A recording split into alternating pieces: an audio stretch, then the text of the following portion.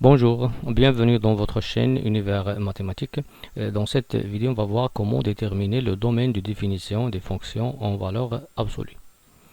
Donc, la première fonction qu'on va déterminer son domaine, la fonction f de x qui est égale à moins x sur 5, la valeur absolue de x moins 1. Commençons par x, un élément de d de f. Donc on sait que toute fonction qui s'écrit sous la forme u de x sur phi de x, donc il faut bien sûr que cette fonction a un sens, il faut que le dénominateur soit différent de 0, si seulement si bien sûr 5 la valeur absolue de x moins 1 est différent de 0. Donc soit on considère maintenant cette équation et résoudre cette équation. Bien sûr, je vais continuer. 5, la valeur absolue de x est égale à 1. La valeur absolue de x est égale à 1 cinquième.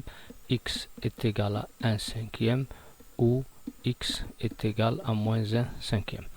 Bien, ici j'ai différent, c'est-à-dire il faut que x soit différent de 1 cinquième, aussi est différent de moins 1 cinquième. Je peux continuer à déterminer les x avec cette expression-là. Donc je continue de la même manière.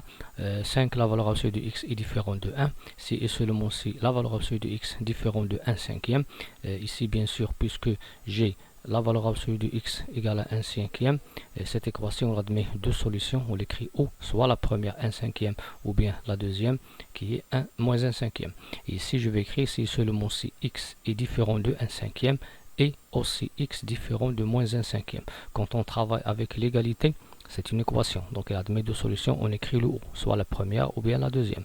Lorsqu'on travaille avec différent, donc on considère les deux cas, c'est-à-dire x différent de 1 cinquième et aussi x différent de moins 1 cinquième. Alors dans ce cas, le domaine de définition de cette fonction, c'est l'ensemble R moins la paire moins 1 cinquième, que je peux l'écrire moins l'infini, moins 1 cinquième, ouvert, union, moins 1 cinquième, ouvert, union, 1 cinquième plus l'infini. Bien. Pour la deuxième équation, ou la deuxième fonction, f de x égale la racine de 2, la valeur absolue de x moins 3.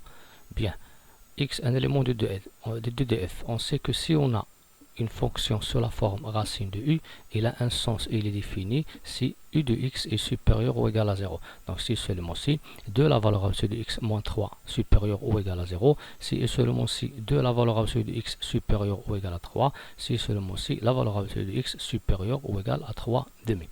On sait bien sûr que si on a x inférieur à r et si on a x supérieur à r. Si on a x est inférieur à r, cela est équivalent à dire que x est compris entre moins r et r. R est son opposé. La valeur absolue de x supérieur à r, cela veut dire que x est supérieur à r ou x est inférieur à moins r. Dans ce cas, donc on va travailler la valeur absolue de x supérieure à 3,5 en utilisant cette propriété. Cela est équivalent à dire que x est supérieur ou égal à 3,5 ou bien x est inférieur ou égal à moins 3,5. Par suite, ou ça veut dire l'union entre ces deux intervalles. Donc d de f c'est quoi? C'est moins l'infini moins 3,5, c'est-à-dire les x qui sont inférieurs à moins 3,5, ou bien ça veut dire l'union et l'intervalle 3,5 plus l'infini, ça veut dire les x qui sont supérieurs à 3,5. On passe maintenant à la troisième fonction, f de x égale à x plus 5 sur x carré moins la valeur absolue de x moins 2. Ici, j'ai une fonction sur la forme u de x sur v de x. Donc, pour que cette fonction admette un sens, il faut que v de x soit différent de 0. Donc, on écrit x carré moins la valeur absolue de x moins 2 est différent de 0. Donc pour bien sûr déterminer le domaine de définition, on va commencer par l'équation x carré moins la valeur absolue de x moins 2 égale à 0.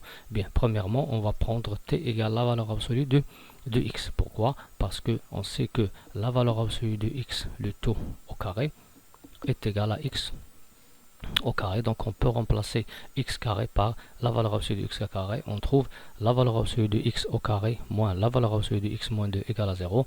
Bien ici dans ce cas on va bien sûr calculer le discriminant delta de cette équation. Bien après on va bien sûr remplacer la valeur absolue de x par t.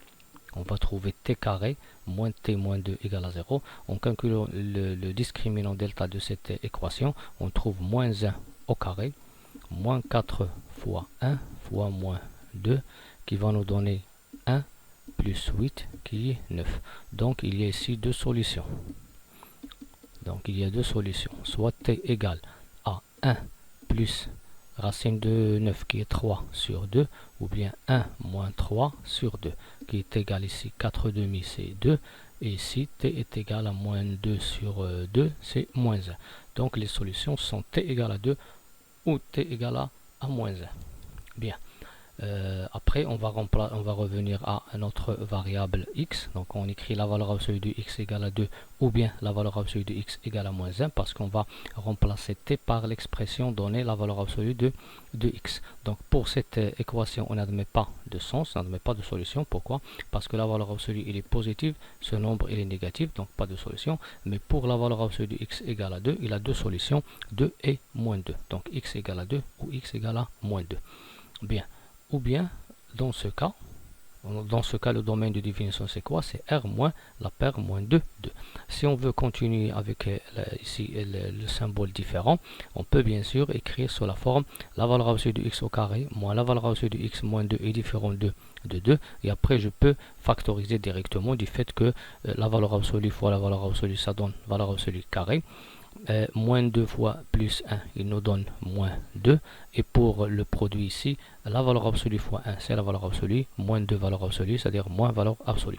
Donc on écrit ici, puisque j'ai un produit qui est différent de 0, cela est équivalent à dire que le premier facteur est différent de 0 et aussi le deuxième facteur est différent de 0. Après, je vais trouver la valeur absolue pour la première, c'est pour le premier facteur, il nous donne différent de 2, pour le deuxième facteur, différent de moins 1. Bien, on sait que la valeur absolue de x différent de moins 1, il est toujours vrai. Donc il n'y a pas de problème. Mais pour que la valeur absolue de x différent de 2, il faut bien sûr que x soit différent de 2 et aussi x différent de moins 2. Et on voit qu'on a trouvé le même résultat. La différence, c'est que lorsqu'on a travaillé avec égal, on a trouvé le haut, c'est-à-dire soit x égale à 2 ou x égale à moins 2. Et le 2 et moins 2, on va l'éliminer du domaine l'ensemble R, on va écrire domaine c'est R moins 2, 2. Et lorsqu'on a travaillé avec x, avec ici le symbole différent, on a trouvé x différent de 2 et x différent de moins 2. Et bien sûr, on va éliminer le 2 et moins 2 dans l'ensemble R. Merci.